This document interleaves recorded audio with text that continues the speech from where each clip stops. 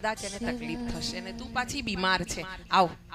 એમણે એને ઉચકીને પોતાના ખભા પર બેસાડી છે.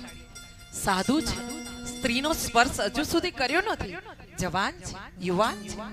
હા, એ સ્ત્રીને એને ખભા પર બેસાડી અને જે બીજા એની સાથેના સાધુ હતા, શિષ્યો હતા ગુરુજીના, એ નાવડામાં બેઠા હતા.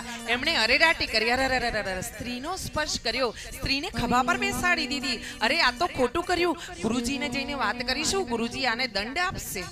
આ તો મહાપાપ કર્યું, સ્ત્રીને સ્પર્શ કર્યો. મારા ભાઈ, સ્ત્રી અપવિત્ર ક્યારેય નથી. ઘણા એવું સમજાવે છે કે સ્ત્રી અપવિત્ર છે, અપવિત્ર છે, અપવિત્ર છે. ઘણા એવું મને યુટ્યુબ પર કહે છે કે તમારાથી વ્યાસપીઠ પર ન બેસાડાય. હું એમને એક જ વાત પૂછું છું, મારાથી વ્યાસપીઠ પર કેમ ન બેસાય? કોઈ સ્ત્રીથી વ્યાસપીઠ પર કેમ ન બેસાડાય? કેમ ન બેસાય? ત્યારે ભોળાનાથે કીધું છે કે બધા આત્મા છે, કોઈ